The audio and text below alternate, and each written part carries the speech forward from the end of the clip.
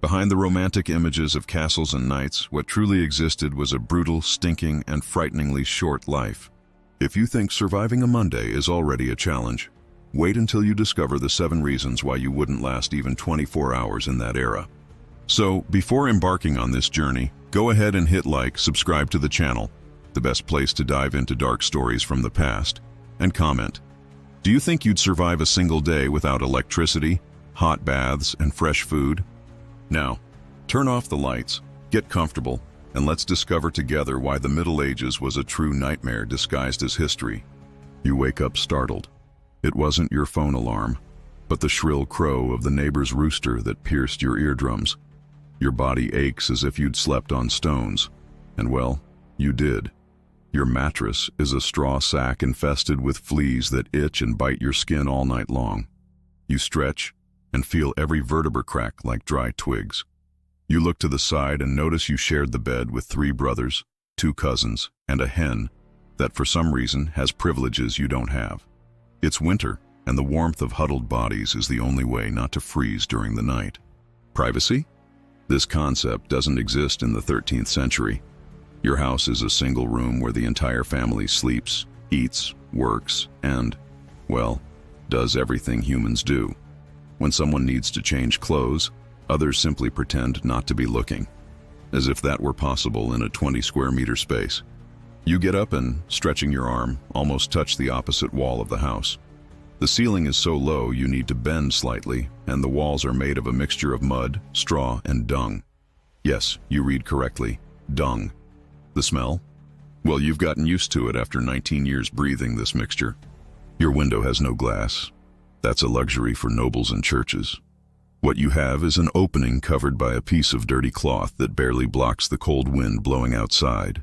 On stormy days, your house literally cries, with water dripping down the walls and forming puddles on the dirt floor. The roof, covered with straw, is a condominium for rats, spiders, and a variety of insects that occasionally fall into your porridge, or worse, into your mouth while you sleep. Once a year, the straw is replaced, in the only deep cleaning event your house experiences. The interior walls are decorated with nothing. Decoration is a strange concept when you're too busy trying not to starve to death.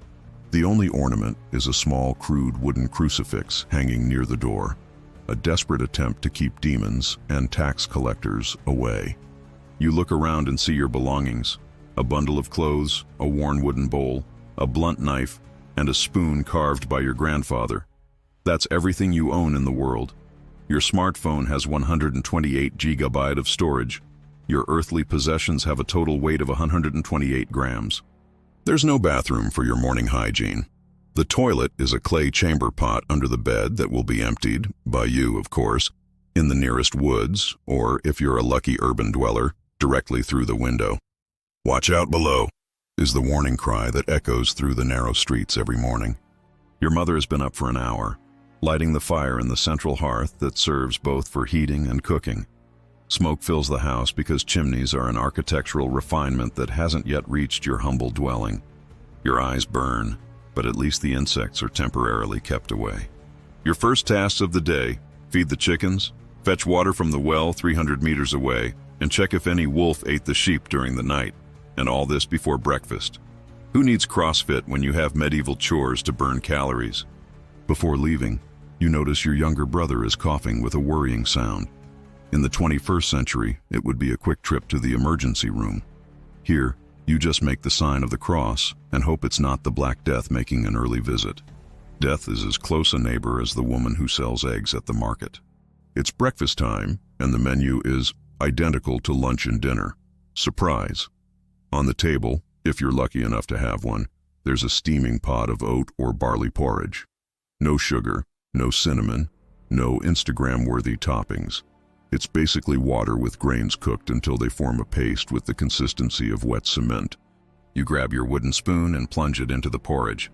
The texture is grainy, with pieces of husk and occasionally a surprise: a cooked insect that fell from the ceiling or a stone fragment from the mill that ground the grain.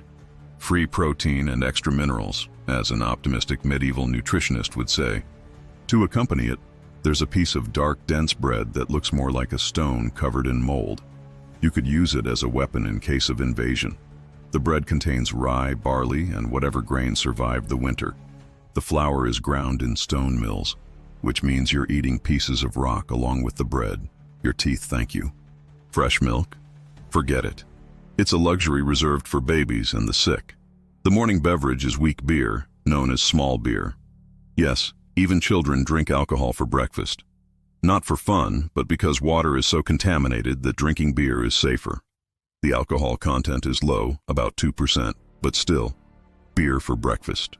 Fresh fruits are rare and seasonal. In winter, you might go months without seeing the color of an apple. Vitamin C? What's that? Your body is constantly on the verge of scurvy, that lovely condition where your teeth fall out and your gums bleed like in a cheap horror movie. If you're a lucky peasant, maybe you have some eggs from your chickens. But don't count on it daily. Most go to pay taxes to the feudal lord. Your egg is his before it's yours, just like practically everything you produce. Feudalism is basically a legalized pyramid scheme. Meat is a distant dream for common people. Maybe you eat pork or chicken a few times a year during religious festivals, and when you eat it, the meat is usually already starting to rot because refrigeration doesn't exist. That's why spices are so important, not to enhance flavor, but to mask the taste of decomposition. Pottage is the main dish of your life, a perpetual stew that boils in the hearth day after day, being replenished with any vegetable, herb, or piece of meat you can find. The same pot can keep cooking for weeks, with new ingredients being added as the old ones are consumed. Salt is a precious commodity.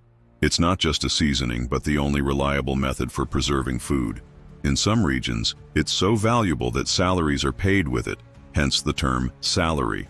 Today you complain about excess sodium in processed food. In the Middle Ages, you'd give a kidney, if you knew what a kidney was, for a handful of salt. If you're a noble, your diet will be radically different. Banquets with roasted swans, deer, peacocks served with their feathers replaced, and towers of sweet pastries. Nobles eat so much meat they frequently suffer from gout, the disease of kings. You peasant are ironically protected from gout by your poverty. Spices are extremely expensive, imported from the east through dangerous trade routes. Pepper, cinnamon, and nutmeg cost fortunes. A noble can flaunt their wealth simply by having a table full of excessively seasoned dishes. It's the medieval equivalent of posting expensive meal photos on Instagram. Utensils are basically non-existent for common people. You have a wooden spoon and your fingers. Forks are considered affected and even sinful by some religious authorities. Why use a devil's instrument when God gave you fingers?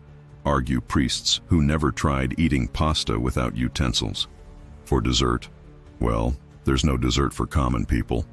Honey is the available sweetener, but it's too valuable to be wasted on treats. Sugar, it's an exotic spice that costs the equivalent of a month's salary. Sweets are so rare that when medieval children dream of paradise, they imagine a place where trees produce cakes and rivers of honey flow freely. After the meal, you clean your bowl by licking it. Water is too precious to be used for washing dishes. Crumbs go to the chickens or to the constantly evolving pottage. Food waste is an alien concept when you live constantly in the shadow of hunger. Time to brush your teeth. Oops, toothbrushes don't exist yet. Instead, you chew willow twigs, which contain salicin, a precursor to acetylsalicylic acid or aspirin, or rub your teeth with a rough cloth and ashes. Yes, ashes. Your Colgate toothpaste with colored stripes suddenly seems much more attractive, doesn't it? Your morning breath smells like, well, we won't go into details, but imagine never having used toothpaste or mouthwash. Now multiply that smell by everyone in the village. Intimate conversations in the Middle Ages were exercises in respiratory endurance. Maybe that's why people spoke at such distance from each other in paintings. Time for a refreshing bath? Not so fast. Personal hygiene in the Middle Ages is basically a myth. Full baths are rare events, perhaps a few times a year, usually coinciding with major religious festivals. After all, you need to be presentable for God, even if your neighbor has to endure your smell all year. The reason for avoiding baths isn't just laziness.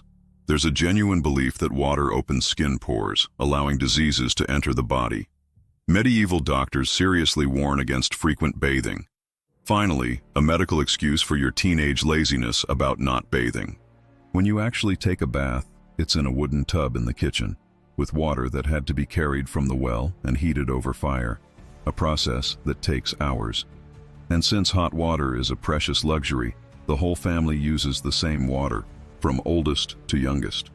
Being the youngest in the Middle Ages means essentially bathing in your family's human soup. For soap, you use ashes mixed with animal fat. The result is a rough paste that removes dirt mainly through abrasion. Your deodorant, aromatic herbs rubbed in your armpits or carried in small bags in your clothes. Surprisingly effective, but nothing compared to your Axe spray that covers the smell of 3 days of unwashed gym. Your hair is a condominium for lice. Everyone has lice in the Middle Ages. It's practically a pet you carry on your head. Richer people shave their hair and use wigs that can be boiled to kill parasites. Poor people simply live with perpetual itching. Forget soft toilet paper with teddy bear designs. Your options for cleaning after using the bathroom are leaves, moss, straw, your left hand, which is why eating with it is considered impure in many cultures, or, if you're well off, wool. Romans used a sponge tied to a stick and dipped in vinegar, a surprisingly sophisticated solution unfortunately forgotten during the Middle Ages. Women use rags during menstruation, which are washed and reused. Disposable pads with wings, adhesives, and individual packaging are a futuristic dream as impossible as flying cars. Menstruation is surrounded by superstitions. It's believed that a menstruating woman's gaze can fog mirrors and sour milk. Teeth? Well, they don't last long. The combination of rudimentary oral hygiene, stones in flour, and absence of dental treatment results in rotten, painful, and eventually lost teeth. By age 30, you've probably lost several. Dentures are made from human teeth extracted from corpses. The Colgate smile is replaced by the lucky to still have some teeth smile. You suffer from chronic bad breath, grimy skin, oily hair, and black nails. But hey, everyone's in the same boat, so no one really notices. It's like that phase in college when you studied for final exams and forgot to shower.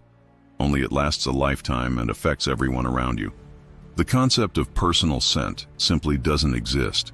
Each person has their own aroma, a unique combination of sweat, smoke, work, and diet. Perfumes are reserved for the very rich and are used not to complement, but to completely replace bathing. Essentially, you don't eliminate bad smell, you just add another one on top. For nobles, cleanliness is a bit better. They have servants to carry their water, have access to imported soaps, and use expensive perfumes. But even King Louis XIV of France, a bit after the Middle Ages but illustrative, supposedly took only 3 baths in his entire life. The Sun King must have been more like the Sweat King. Time to get dressed, and your wardrobe options are limited. You own exactly 2 changes of clothes, one to wear and another to wash, rarely. There's no medieval shopping center, no end-of-season sales. Your clothing was made at home or inherited from someone who probably died wearing it. The basic material is rough wool for winter and coarse linen for summer. Both itch as if you were wearing sandpaper. Cotton is rare and expensive, silk is only for royalty, and synthetic materials are about 800 years in the future. Your body is perpetually covered with red irritation marks. Underwear is practically non-existent. Men and women wear a linen shirt that goes to the knees and serves as the first layer. This garment is rarely washed, maybe a few times a year. Instead, only the visible part is changed when it gets too dirty. It's the medieval equivalent of turning your underwear inside out to use for another day. The colors of your clothes are as exciting as your diet: brown, beige, gray, or, if you're really extravagant, a faded moss green. Dyes are expensive and reserved for the rich. Vibrant red or deep blue in clothing is equivalent to driving a Ferrari today, an undeniable status symbol. Your clothing never really fits your body. The concepts of size and fit are future luxuries. Everything is held with cords, sashes, or crude pins. Buttons exist, but are so expensive they're used more as jewelry than functional closures. Zippers, Velcro, elastic. Dream of them while tying your pants with a piece of rope. Jeans, sweatsuits, comfortable t-shirts. Replace all that with rough tunics, pants that look like sacks tied to legs, and heavy capes that serve both to warm and absorb rain. Your clothing weighs several kilos when wet, an extra workout you didn't ask for. Shoes are legalized torture. Made of poorly tanned leather, there's no distinction between left and right foot. You simply force your feet into approximately foot-shaped forms and hope for the best. Over time, the shoe eventually molds to your foot, or your foot deforms to fit the shoe. It's an endurance race between leather and flesh. Socks? They're more like cloth bags tied below the knee. They slip, wrinkle, and generally fail in their primary function of keeping your feet warm. In winter, your toes are constantly numb. In summer, perpetually sweaty. Foot blisters are so common you barely notice them. Washing clothes is a Herculean task involving carrying water, heating in cauldrons, scrubbing with ashes or urine. Yes, urine, which contains ammonia and works as bleach, and then drying in the sun. It's so laborious that most people simply wear the same clothes until the smell becomes unbearable, even by medieval standards. Fashion changes so slowly that clothes pass from generation to generation. The dress your mother wore at her wedding might have been worn by her grandmother before her. It's sustainability taken to the extreme, not by ecological choice, but by brutal necessity. Your grandfather, your father, and you could wear the same tunic in family photos separated by 60 years, and no one would notice the difference. Nobles, of course, have a completely different experience. They wear silk, velvet, furs, and fine wool in vibrant colors. A single noble outfit can cost more than everything your family owns. They change clothes several times a day and have servants dedicated solely to dressing and undressing their useless bodies. It's basically the same gap between celebrities and normal people today, only with more tetanus. For noble women, torture is elevated to the category of fashion. Corsets so tight they prevent proper breathing, voluminous skirts weighing several kilos, elaborate headdresses requiring hours to arrange. Medieval beauty requires suffering at levels that would make Instagram influencers rethink their life choices. And your cape? It's your only protection against rain. There are no practical umbrellas, raincoats, or waterproof boots. When it rains, you get wet. When it snows, you freeze. The soaked fabric sticks to skin, stays damp for days, and often develops mold. The smell of moldy clothes is practically a personal fragrance. Winter clothes are so thick and bulky you can barely move.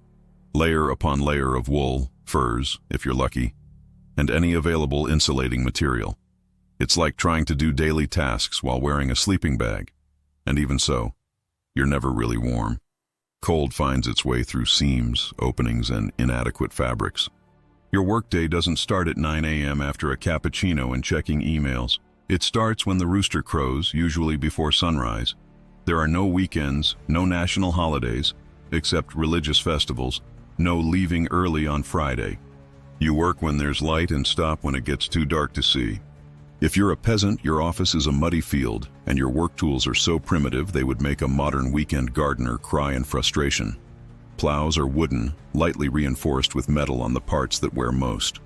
Shovels, hoes, and scythes look like toy versions of modern equivalents.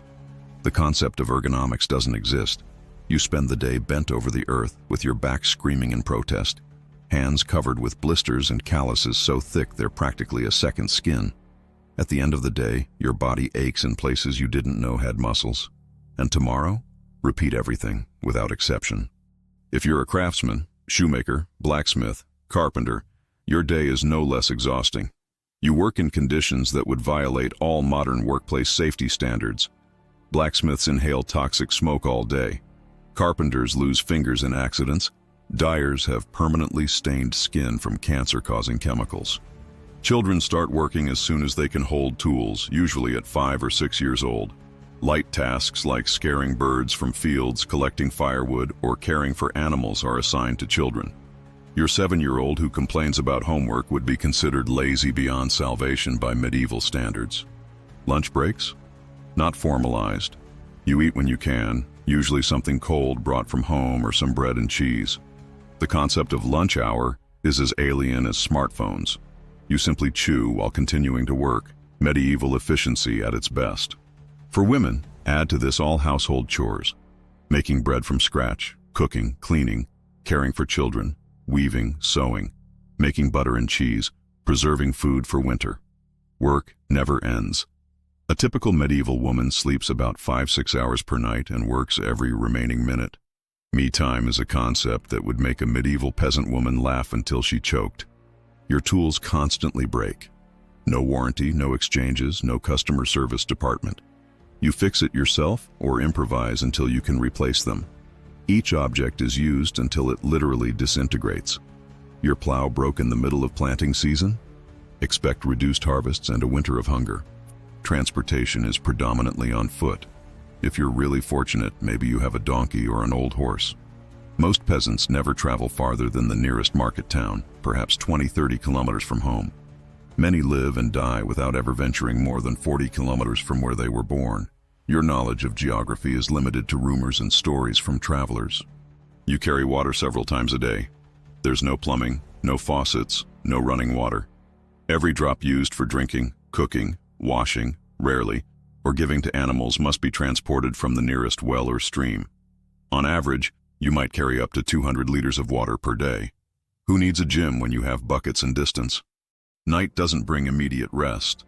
With darkness come indoor tasks, fixing tools, braiding ropes, making candles, preparing food for the next day.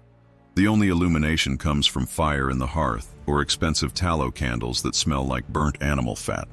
You perform complex tasks practically in the dark, relying more on touch than sight.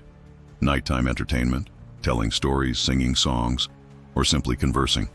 No Netflix, no books, you can't read, no complex board games. Stories are repeated so many times everyone knows them by heart, but they're still appreciated. In the absence of professionally produced entertainment, people were forced to be interesting. You have no privacy, ever. Your house is a single room shared with the entire family. You sleep in the same bed with siblings, cousins, or children. Every cough, snore, flatulence, or whisper is heard by everyone. Couples achieve intimacy only by being extremely quiet or very creative with alternative locations. The barn, the forest, when everyone's in the field. Your day ends when it's too dark to do anything useful. You collapse exhausted onto your straw bed, muscles aching, stomach never completely satisfied, for a few hours of sleep before everything starts again. There are no weekends. Sunday offers a partial break for church, but even then, animals still need feeding and essential tasks must be performed. Toothache? In the Middle Ages, this isn't just an inconvenience resolved with a dentist visit. It's a potentially fatal experience. Without anesthesia, without antibiotics, an infected tooth can kill you when the infection spreads to your bloodstream. The solution? Pull the tooth without anesthesia, with tools that look like they're from a horror movie. Your medieval dentist is the local barber. Yes, the same person who cuts your hair also pulls your teeth, performs bloodletting and occasionally minor amputations, hence the traditional red and white barber pole. The colors represent blood and bandages. Multitasking was never so terrifying. Flu, cold. Prepare for a near-death experience. Without antiviral medications, without effective cough syrups, without throat lozenges, every respiratory infection is Russian roulette.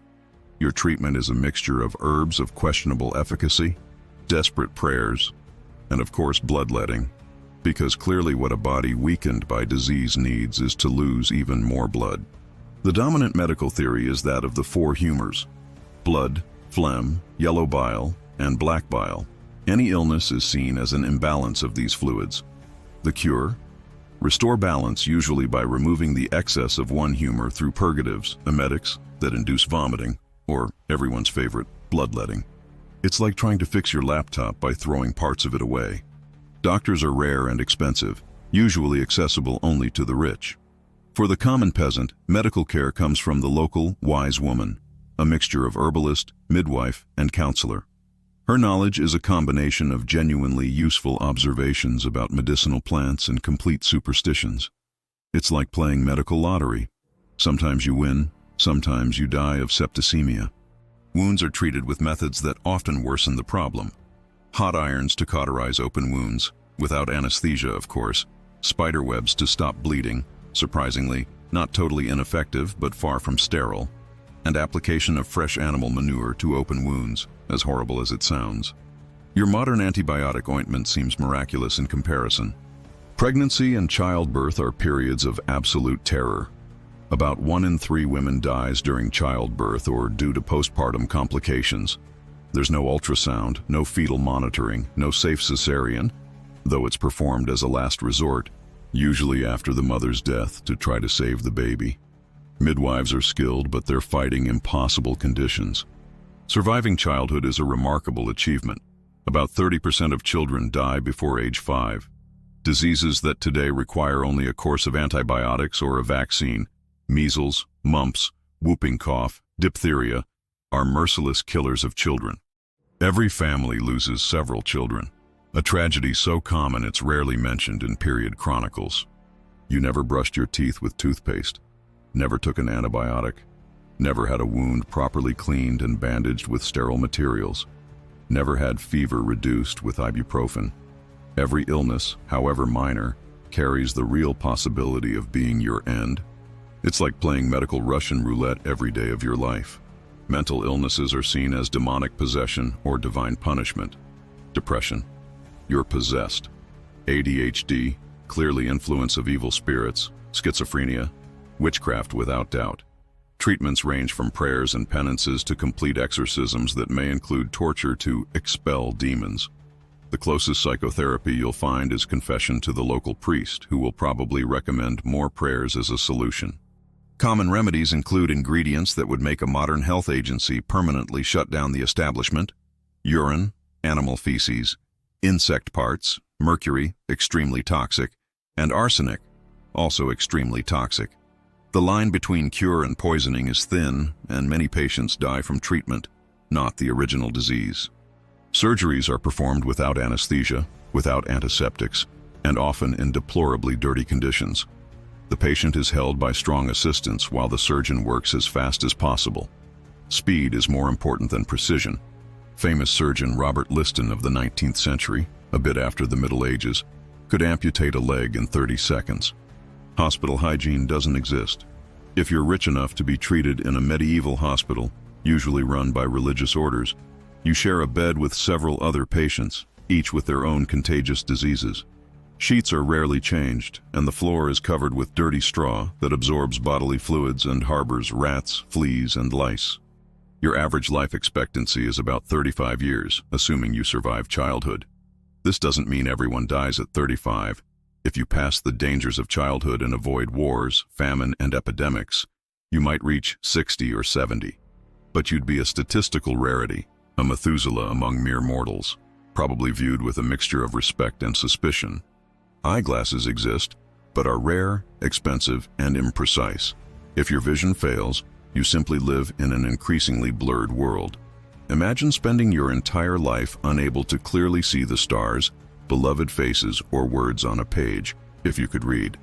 Severe myopia essentially disables you for many professions. Chronic pain is your constant companion. Arthritis, back pain, untreated hernias, rotten teeth, poorly healed bones after fractures, all are endured with a mixture of stoicism, alcohol, and marginally effective herbal preparations. What today would be treated with a 1-hour surgery or pain pills is a perpetual sentence of suffering. There are no antibiotics, so simple infections often become fatal. A rose scratch can kill if it gets infected. A burst blister can lead to sepsis. An ear infection can spread to the brain. Every small injury is potentially the beginning of your end. You live in constant vigilance against the slightest infection. Epidemics sweep the population regularly. The Black Death, which hit Europe in 1347, killed about a third of the population in 3 years. It's not hard to understand why people believed it was the end of the world. Imagine a third of all the people you know dying within months without scientific explanation, without hope of cure. Medieval society is the opposite of meritocracy. Your position at birth determines almost everything about your life. Born a peasant? You'll be a peasant until you die, as will your children and grandchildren. Social mobility exists, but is so rare that stories of commoners who became nobles are told for generations, like fairy tales with happy endings. The idea of equality is completely alien. Social hierarchy is seen as divinely ordained. God placed kings above nobles, nobles above merchants, merchants above craftsmen, and all above peasants. Questioning this order is questioning God's will, heresy that can lead to death. It's everyone in their place elevated to divine commandment. Your feudal lord has rights over practically everything in your life. He can demand a percentage of your harvest, usually 10 to 30%, charge for use of the mill, oven, and wine press, require days of free labor on his lands, corvée, and even charge for permission for your son or daughter to marry. It's basically a tenant-landlord relationship where the landlord is also the government, army, and judge. Justice isn't blind. It has a very unbalanced scale. Nobles are rarely punished for the same crimes that would send a peasant to the gallows. A noble who kills a commoner might pay a fine. A commoner who kills a noble faces torture and public execution. It's like having a justice system with two completely different price lists. There's no police as you know it. Maintaining order is the responsibility of the local lord and his men. In cities, night watchmen patrol the streets, more concerned with fires, which can destroy entire cities, than with crimes. Criminal investigation. It's basically who was caught in the act, or who everyone in the village believes is guilty. CSI, medieval would be a very short show. Trial by peers, defense attorneys, presumption of innocence. Replace all that with ordeals, trials by God, where the accused must prove their innocence through physical tests. Hold a red-hot iron, and if the wound heals cleanly in 3 days, you're innocent. Be thrown into a lake with hands and feet bound. If you sink, innocent, but probably drowning. If you float, guilty of witchcraft. It's a system with a spectacularly high conviction rate. Guilds strictly control who can practice which profession.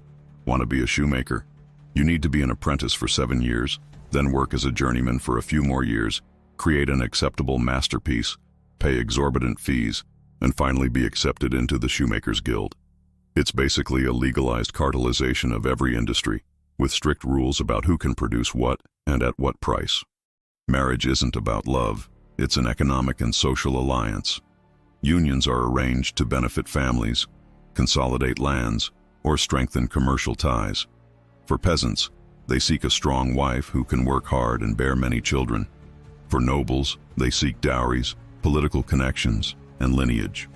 Romantic love is considered a mental illness, a form of temporary madness, not the basis for a lifelong union. If you're a woman, your life options are drastically limited. You can marry and have children, the standard expectation, enter a convent, if your family can pay the religious dowry, or live on society's margins as a widow, midwife, or wise woman, frequently under suspicion of witchcraft. Professions, property, and legal autonomy are severely restricted. Adulthood begins surprisingly early. Boys of 12-14 are considered men, ready to work, fight, and even marry. Girls can marry as soon as they start menstruating, usually at 12-13. The modern idea of adolescence as a transition period doesn't exist. You're a child, and then, almost overnight, you're an adult with all corresponding responsibilities. Family is your social safety net, your retirement plan, and your health insurance. There's no social welfare, no pensions, no nursing homes, except for the very rich. When you become too old to work, you depend entirely on your children to survive. No children? Prepare to beg or starve. That's why having many children isn't just tradition, it's survival strategy. Formal education is for the privileged. If you're a peasant, you learn by watching your parents. If you're lucky, the local priest might teach basic catechism notions. Literacy is rare. Less than 10% of the population can read, mainly clergy and nobles. You live in a world where signs, symbols, and oral tradition transmit information. Written instructions would be as useful to you as programming code would be to a monkey. Medieval cities are surprisingly diverse and noisy environments. Merchants from distant places, pilgrims from all parts of Christendom, university students speaking Latin. Cities are islands of cosmopolitanism in a sea of rural isolation. If you live in the city, you probably hear half a dozen different languages in the market on a typical day. Geographic mobility is extremely limited. Serfs, most peasants, are legally bound to the land. They literally cannot leave without the Lord's permission. It's like being under perpetual house arrest on your boss's property. Fleeing is a serious crime, usually punished by mutilation or death when, not if, you're captured. The economic system is based on personal obligations, not wages. You owe work to your lord, who owes military protection to you. Money exists, but many transactions are made by barter or services. Your doctor might accept payment in chickens. Your rent might be paid partially in labor. It's an economy where your relationship with people matters more than your bank balance. Religion isn't just a part of life. It's the lens through which all existence is interpreted. From the moment you wake up until you go to sleep, every action, thought, and event is seen as having spiritual significance. The natural world, human relationships, historical events, everything is part of the divine plan, full of signs and wonders for those who know how to interpret. The church isn't just a place to go on Sundays. It's the most powerful institution in society. It controls vast lands, collects its own tax, the tithe, 10% of your production, operates the educational system, manages hospitals, orphanages, and shelters, and has its own legal system, canon law. It's as if government, universities, and NGOs were a single entity with branches in every village. Your life's calendar is marked by religious festivals, Easter, Christmas, your village patron saint's day, and dozens of other holy days provide rare breaks from incessant work. These celebrations are vital, moments to feast, drink, dance, and socialize that break the monotony of medieval existence. It's like every holiday was a combination of Thanksgiving, carnival, and office party. Time is measured by church bells. There are no personal clocks, obviously. Bells ring to mark the canonical hours. Matins, lauds, prime, terce, sext, none, vespers, and compline, dividing the day into prayer periods. You don't schedule a meeting for 3:30 p.m., but for shortly after none. Even if you're not particularly devout, your life is rhythmed by liturgy. Death is always present, and soul salvation is a constant concern. With short life expectancy and high mortality, preparing for the afterlife is a priority. People save for years to pay for masses for their souls after death, make arduous pilgrimages to holy places, and donate to the church, hoping to reduce their time in purgatory. It's like a spiritual retirement plan everyone takes very seriously. The devil and his demons aren't abstract concepts. They're real and terrifying entities lurking in shadows, trying to capture unwary souls. Every misfortune, illness, or ruined harvest could be the work of demonic forces. A storm that destroys crops, witchcraft, a child born with a disability, demonic influence, a cow that stops giving milk. Clearly, a neighbor made a pact with the devil. Saints are your celestial intermediaries, spiritual specialists for different needs. Saint Apollonian for toothache, Saint Christopher for safe travels, Saint Anthony for finding lost objects. It's like having a heavenly phone directory with specialists for every conceivable problem. Relics of these saints, from bones and hair to objects that supposedly touch them, are venerated as having miraculous power. Superstition and religion blend without clear boundaries. You might devoutly attend Mass on Sunday and still hang special herbs on your door to ward off the evil eye on Monday. You might fervently pray to Saint Benedict for protection against diseases and still consult the local healer for an amulet against fevers. It's a Christianity syncretized with pre-Christian beliefs the Church never completely managed to eradicate. Churches are the most impressive buildings you've ever seen. In an era when your house is basically a hut, the local church seems like a palace. Carved stone, colored stained glass, gold and silver in chalices and crosses, frescoes and sculptures telling biblical stories. It's art, architecture, religious education, and power demonstration in a single space, designed to inspire awe and devotion. Sermons are your main source of news, moral education, and warning. The local priest explains not only scriptures, but also announces royal edicts, warns about dangers, plagues, invaders, ill-omened comets, and reinforces social norms. In an era without mass media, the pulpit is the medieval equivalent of a combination of newspaper, radio, and emergency alerts on your phone. Pilgrimages are the only travels many medievals will make. Visiting famous shrines like Santiago de Compostela, Canterbury, or Rome is simultaneously an adventure, an act of devotion, and one of the few acceptable opportunities to explore the world beyond your village. It's religious tourism, where the journey is as important as the destination. Miracles aren't rare events in old books. They're everyday possibilities. People regularly claim to have seen saints, angels, or the Virgin Mary.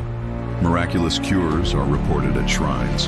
Hosts bleed, statues cry, and the sun dances in the sky. In a world without scientific explanations, the miraculous fills understanding gaps and offers hope in desperate circumstances. Heresy isn't just theological disagreement, it's a capital crime. Questioning established dogmas can result in execution. Uniformity of belief is seen as essential for social cohesion and divine order. It's as if everyone were required to follow the same political ideology, and any dissidents were treated as treason punishable by death. Confession is mandatory at least once a year, usually at Easter. You must enumerate all your sins to the priest who assigns appropriate penances. This sacrament is taken extremely seriously. Dying without confession puts your soul in grave danger. It's stressful, humiliating, and at the same time, psychologically cathartic. Medieval psychotherapy focused on guilt and atonement. The apocalypse always seems imminent. Disease outbreaks, wars, famines, astronomical phenomena, all can be interpreted as signs of the end times. People regularly predict specific dates for Christ's return and the final judgment. Imagine living in constant expectation that the world could end at any moment, and this anxiety being validated by religious authorities. Climate governs your life with an authority no king could dream of possessing.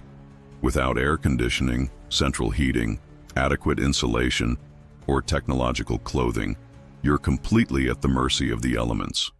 A sudden change in weather can mean the difference between abundance and famine, life and death. Winters are brutal, even in regions we'd consider moderate today. The period between 1300 and 1850 is known as the Little Ice Age, with average temperatures significantly lower than current ones. Your poorly insulated house is a freezing chamber. You sleep dressed in all the clothes you own, often sharing the bed with family and animals for additional body heat. Heating is a precious luxury.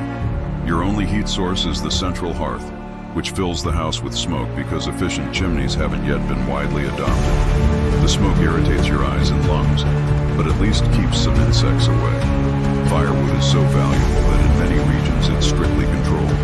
Cutting trees without permission can result in severe punishment. In the harshest winters, rivers and even parts of the sea freeze. There are records of fairs held on the frozen Thames in London.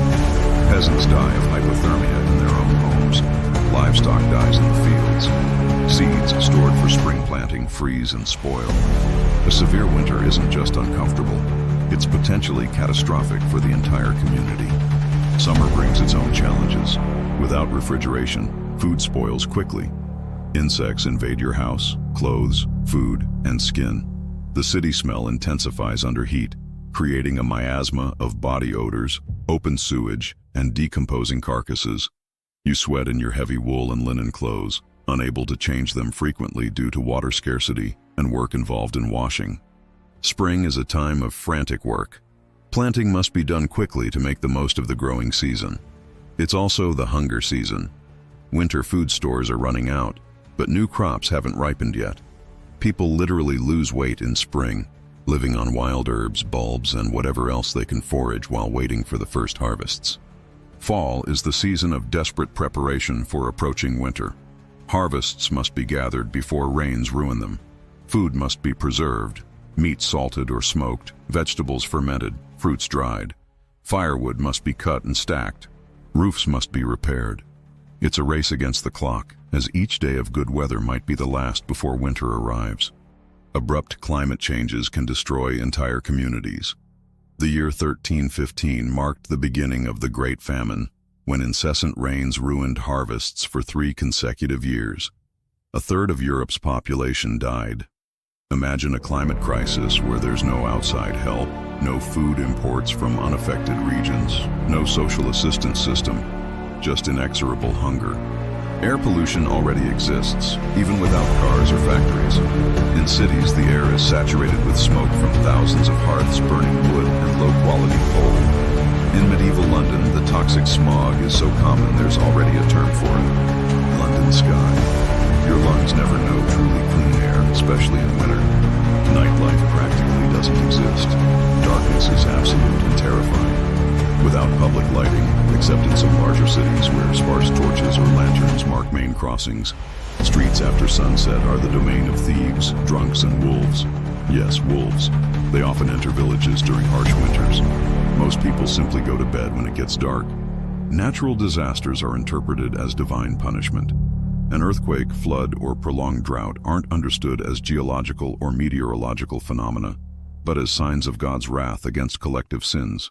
The response isn't evacuation or humanitarian aid, but penitential processions, mass prayers, and occasionally seeking scapegoats, often marginalized minorities, to punish.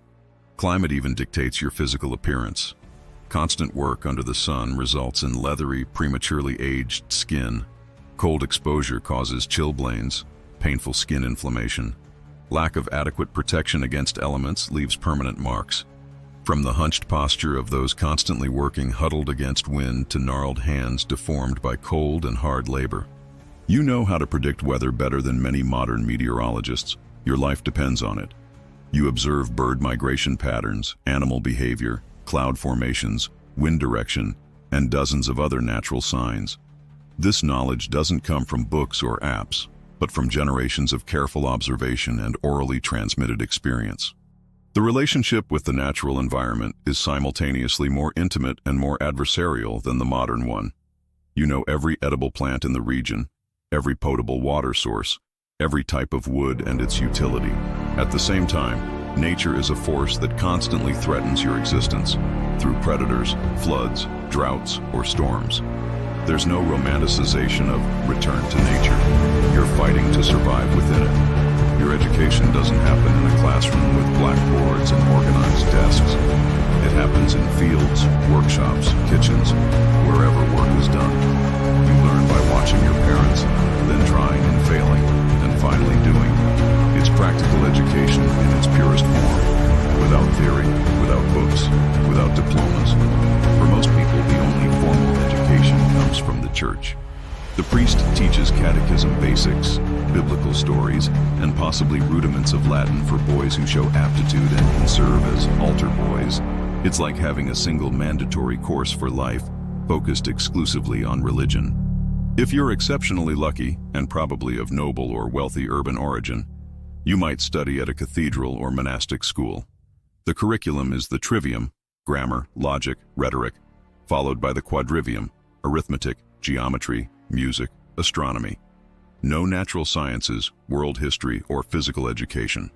It's all based on ancient texts, mainly Aristotle, filtered through religious interpretation. Universities exist, but are radically different institutions from modern ones. They're more like guilds of scholars and students. The University of Paris, Oxford, or Bologna is where young men, exclusively men, study theology, law, medicine, or arts. Teaching is based on reading texts and formal debates. Laboratories, empirical research, and academic publications are still far in the future. Books are extremely rare and incredibly expensive. Each copy is hand-copied by scribes, a process taking months. A single book can cost the equivalent of a craftsman's annual salary. Monastic libraries, with a few dozen or at most hundreds of volumes, are considered priceless treasures. Your smartphone contains more text than all combined libraries of an entire medieval country. Entertainment doesn't come from screens, but from real people in front of you. Storytellers, itinerant musicians, traveling theater groups, and minstrels bring narratives, songs, and plays to fairs and festivals. It's a performative culture where value lies in the artist's skill to captivate a live audience, not in recordings or broadcasts. Music is everywhere but never recorded. From fieldwork to taverns, from churches to castles, people sing to make work more bearable, to celebrate, to worship, to mourn. You probably play some simple instrument, a flute, a small drum, rustic bagpipes. Music isn't something you passively consume, but something you and your community actively create. Visual art isn't for hanging on private house walls, but for instructing and inspiring in churches. Stained glass, frescoes, and sculptures are the Bible of the illiterate, telling sacred stories through images for those who cannot read scriptures. The idea of art for art's sake or individual artistic expression is strange. Art serves a specific social and religious purpose. The stories that entertain aren't about distant worlds, futuristic technology, or idealized romance. They're tales of saints and martyrs, legends of local heroes, fables with clear moral messages, and many surprisingly obscene and scatological stories. Medieval narratives often combine sacred and profane in ways that would shock both a Victorian cleric and a modern concerned parent. Games exist, but not on consoles. Chess, backgammon, and Nine Men's Morris, a strategy game played with pieces on a line board, are popular among upper classes. Peasants play primitive versions of bowling, horseshoe throwing, and various card games. Children play with hoops, tops, and simple dolls made of wood or rags. No plastic, no electronics, no elaborate games with complex rules. Festivals and celebrations are the main social escape valves. Carnival before Lent, harvest festivals, patron saint celebrations, and weddings are occasions to overeat, drink until falling, dance wildly, and generally release pressure accumulated from months of hard work and deprivation. On these occasions, rigid social hierarchies temporarily relax. A peasant can mock a noble, a woman can propose to a man. Medieval humor is surprisingly crude. Flatulence, feces, sex, stupidity, and physical deformities are inexhaustible sources of jokes. What we'd consider offensive or tasteless today was the height of medieval comedy. There's no politically correct. Humor is direct, physical, and often cruel, reflecting life's own daily brutality. Sports are violent and dangerous. Medieval football is played between entire villages, with hundreds of participants, few rules, and many injuries. Night tournaments are ostensibly military exercises, but function as bloody sporting events where deaths aren't uncommon. Even children's games often involve elements of physical danger that would make modern parents faint with horror. Human memory is valued much more than today. Without books to consult, without Google to search, people memorize enormous amounts of information, complete stories, genealogies, remedies, recipes, songs with dozens of verses.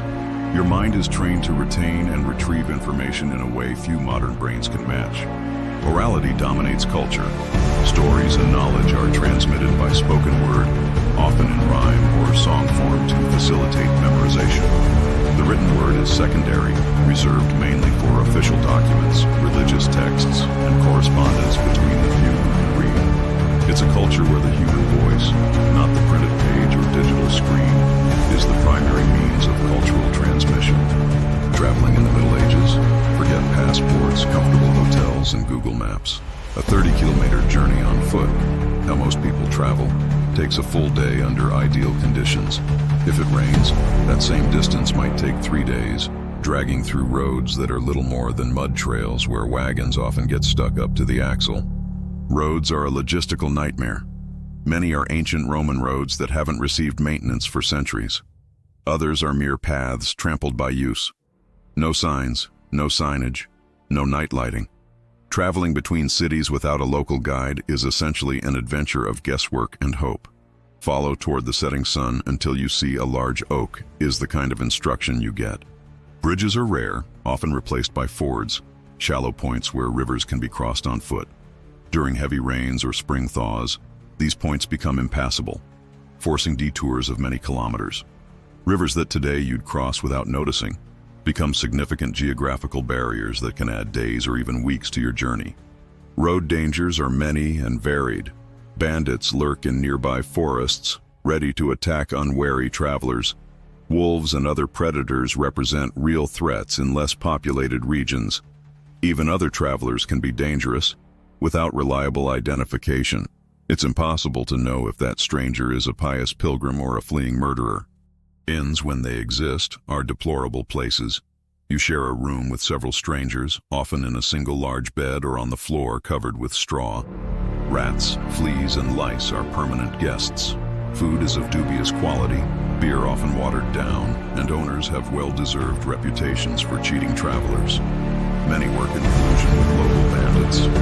Your travel kit is rudimentary. A leather or cloth bag containing bread, dried cheese, some nuts, a knife, maybe a spoon, a leather canteen for water, or more likely, weak beer, and possibly a change of clothes if you're well off.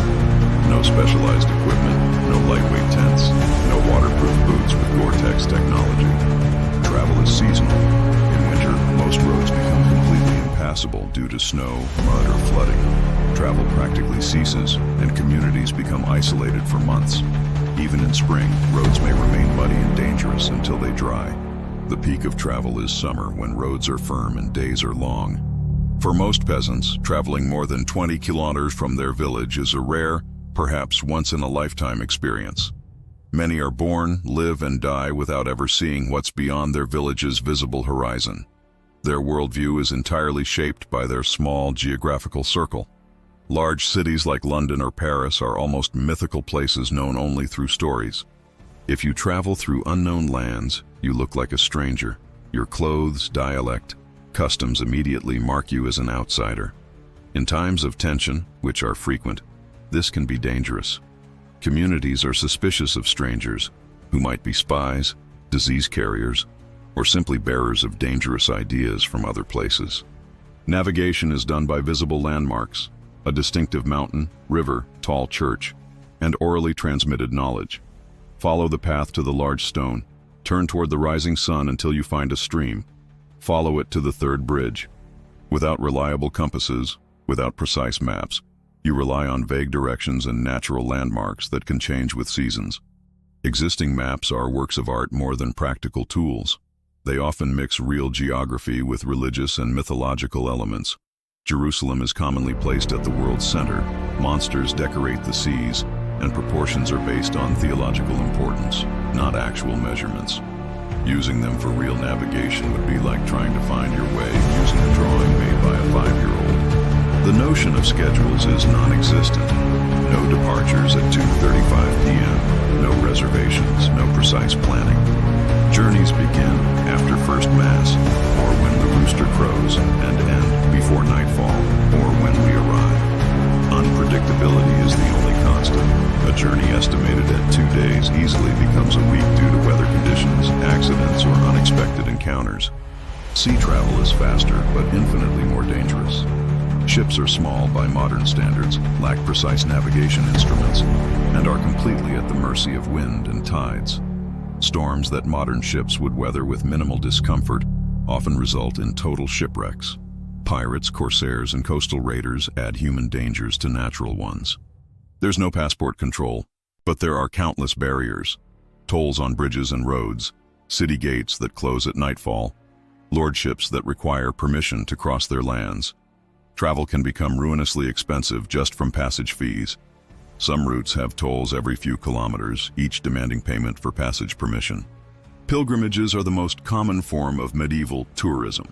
Visiting famous shrines like Santiago de Compostela, Canterbury, or Rome is one of the few socially acceptable reasons to travel long distances without raising suspicion. Pilgrims wear specific badges, like the scallop shell for Santiago, that identify them, offering some protection. Attacking a pilgrim is considered particularly sinful. The concept of comfort during travel simply doesn't exist. You walk until your feet form blisters and then calluses. Wagons have no suspension, turning every stone and pothole in the road into a blow that goes straight up your spine. Mounts don't have modern stirrups or ergonomically designed saddles. After a day of travel, every muscle in your body protests in agony. Communication between travelers and locals is a constant challenge. There's no standard language. Each region has its own dialect, often unintelligible to people from neighboring areas. Latin serves as lingua franca for clergy and scholars, but not for common people.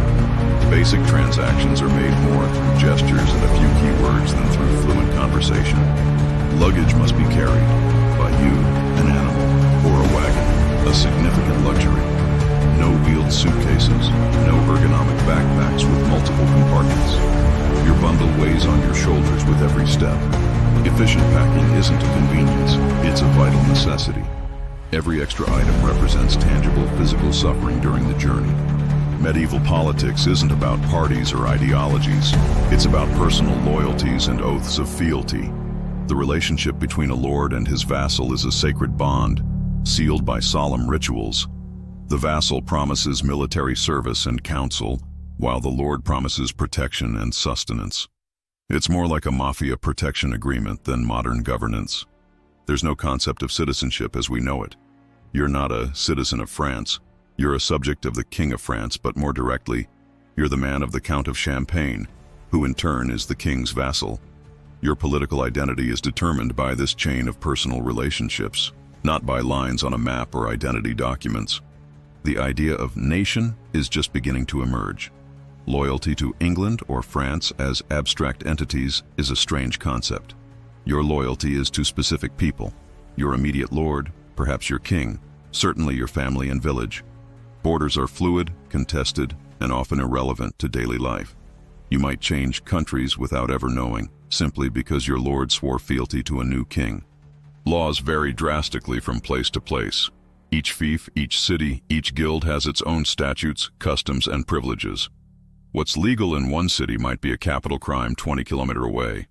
There's no unified legal code, no constitutional supremacy.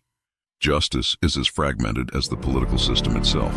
Taxes are collected in goods, not money. The tithe for the church literally means a tenth of your harvest. Seigneurial taxes might include a percentage of the harvest, animals, eggs, homemade fabrics, or days of free labor on the Lord's lands. No income tax forms, but there are brutal tax collectors who visit after each harvest. Cities have special status. Many buy charters of freedom from their lords or the king, guaranteeing certain privileges and autonomy. These free cities are governed by councils of wealthy burghers, hence the term bourgeoisie, and have their own militias, courts, and taxation systems. They're islands of proto-capitalism in a sea of agrarian feudalism. Political participation is extremely limited. If you're a peasant, your participation consists of paying taxes and occasionally being conscripted for the army. If you're a city burgher, you might have some voice through guilds or municipal councils. If you're a noble, you participate in councils that advise, but rarely control, the king.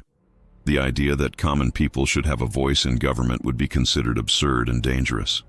Medieval kings aren't absolute monarchs with unlimited power, as they're often portrayed.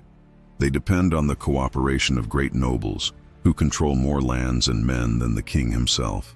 A medieval king spends much of his time traveling through the realm, reaffirming loyalties, resolving disputes between nobles, and reminding everyone of his authority through physical presence.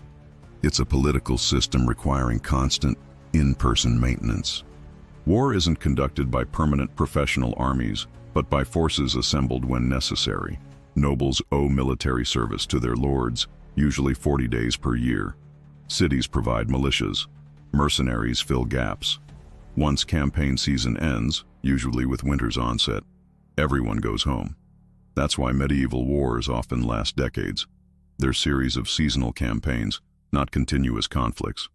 The church's power rivals and sometimes exceeds that of the state. Bishops and abbots are feudal lords in their own right, controlling vast lands and armies. The Pope can excommunicate kings, releasing their subjects from oaths of loyalty. Clergy are judged in ecclesiastical courts, not secular ones.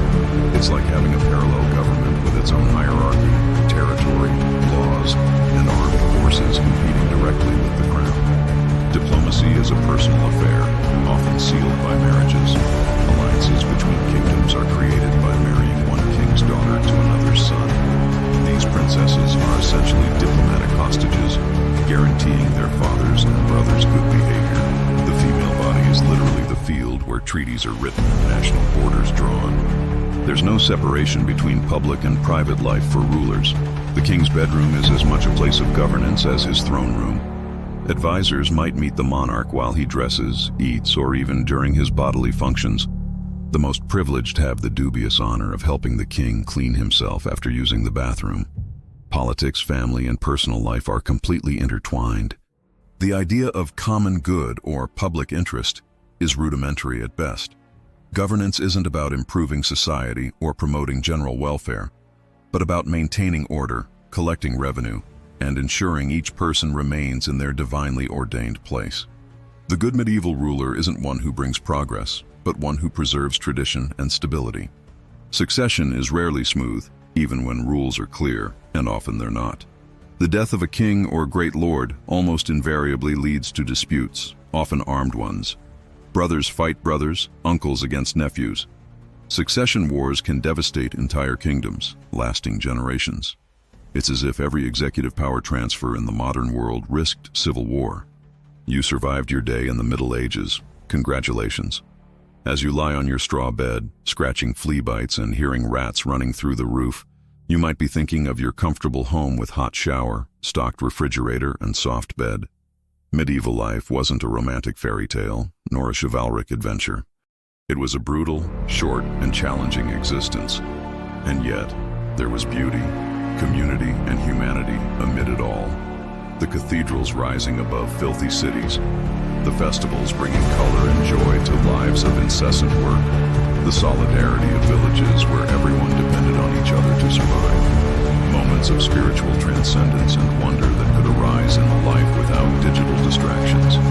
When you think of the Middle Ages, remember both the brutality and the beauty, the relentless diseases and also impressive human resilience, the oppressive feudal lords and communities that found ways to resist, the limiting superstitions and also the faith that gave meaning and purpose. It was a complex, contradictory, difficult world, and surprisingly similar to ours in its essential humanity. Next time you complain about an internet outage or broken air conditioning, remember, you would have been absolutely miserable in the Middle Ages. But you'd also have been admirable, as were all those who lived, loved, and found moments of joy in circumstances we can barely imagine. Perhaps their greatest lesson for us isn't about how much we've progressed materially, but about human capacity to find meaning and connection even in the most adverse circumstances. And that perhaps is something we risk losing in our world of comfort and convenience. In our sanctuary of smartphones and food delivery, isolated from the physical reality our ancestors faced daily, we might have lost something essential: visceral understanding of our dependence on each other and the natural world. The Middle Ages reminds us we are corporeal, social, and mortal beings, a lesson all our technologies can never completely erase. So enjoy your hot bath, full refrigerator, and comfortable mattress. But spare a moment to contemplate those who came before, who built the civilization we now comfortably inhabit, brick by brick, field by field, one hard life at a time. The distance between us and them is smaller than we think.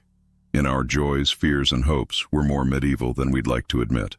If you enjoyed this trip to the past and don't want to miss the next ones, subscribe to the channel and hit the bell.